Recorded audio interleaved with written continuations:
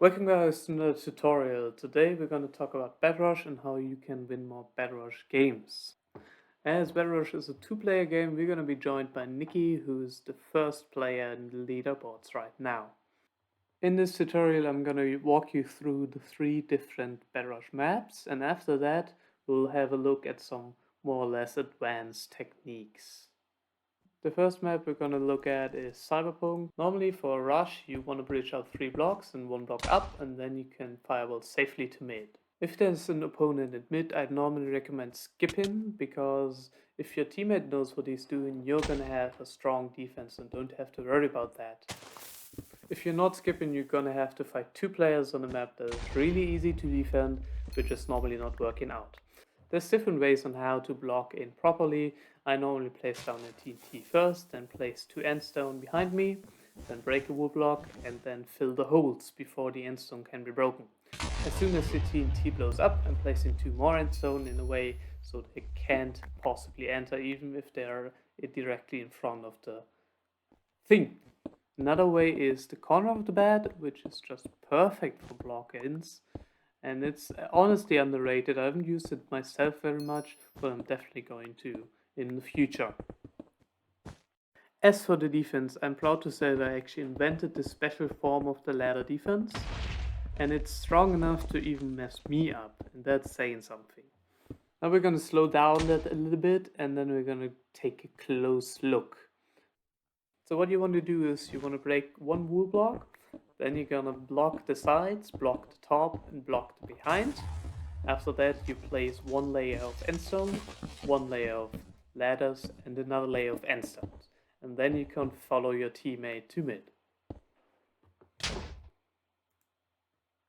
The second map is Among Us. Both players should immediately rush to mid on this map. You don't need to bridge and fireball just from the starting island. The only reason why Nikki is not next to me is because he's slow. Honestly, I've not seen any player being as fast at mid as I am, so if you just copy my pathing, you'll be there in no time.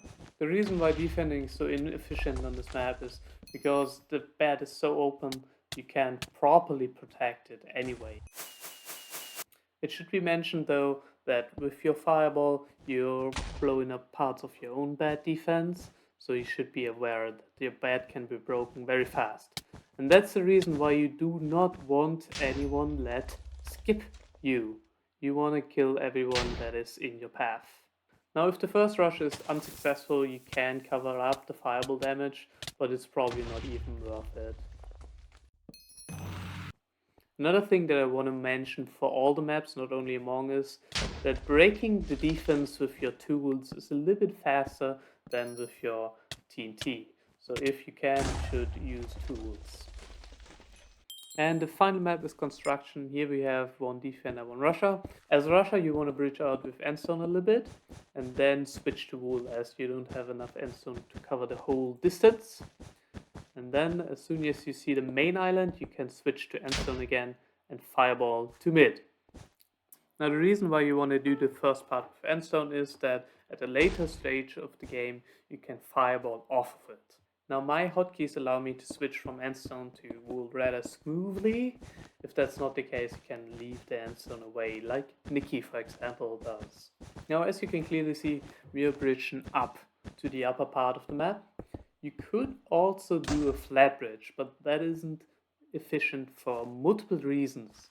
First off, as you can see, I'm on the high bridge, I'm on the upper part of the map, and I'm just controlling the downside bridge. I can fireball to any point of that. The second reason is that it's actually really easy to defend against a low bridge if you have a high bridge, because you're just gonna get the first hit as you drop down and just get a free kill basically. Now the bed defense is rather easy on this map. You just place a block on top of the front blocks of the bed defense. Now I'm not gonna lie, this defense is not the most efficient one, but you have some free time anyways because the teammate has to build up a bridge first, so you might as well. The good thing about this defense is that your opponent has to go around, because if you place a TNT on the endstone, it's not gonna uncover the bed. It also defends very efficiently against fireball attacks, like shown here, although these kind of attacks are pretty rare right now. Now, as you can see, I'm a TNT player. I'm normally placing down a TNT and then trying to survive for the 4 seconds it takes to blow it up. Alternatively, you can also block in like Nikki shows in this clip.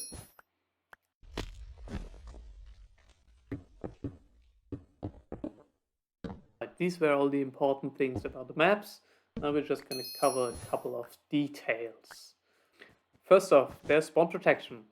If you attack someone who's just respawned, be aware you're gonna get hurt.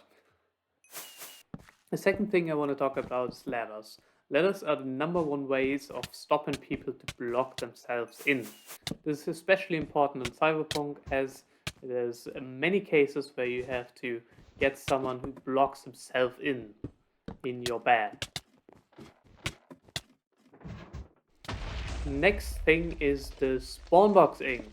If you can manage to box someone in their span, you just have an advantage position. In this case, he wastes both his fireballs and gives me a bunch of free hits, which gives me the win. The next thing I want to talk about is fireballs. Fireballs are not only useful for movement, but they also do a small amount of damage and a small amount of knockback. In this case, you can see a beautiful fireball snipe by Nikki. You can also block someone's attempting to fireball jump. And the probably most common use, you can knock someone off the bridge after trying to skip you. And here we are at the last trick that I have for you. This is a fairly new one, and I've only seen 2 games where it has been efficiently used. And it's probably not going to be relevant for you. But if at any point you mess up your Cyberpunk startup like I did right now, and there's someone in your bed, and you trust your teammate, then you can do the following. You can block in the enemy player till your teammate breaks the enemy's bed. Now this technique can be countered with ladders, but it's just such a rare thing to see that I think you might get away with it for a couple of times till it gets useless. Behind this trick is obviously the idea that sometimes you do not want to kill your opponents, because you can just hope that your teammate is fast. And that's all that I have for you today. If you found this tutorial somewhat helpful, then I'll maybe see you in the next one as well.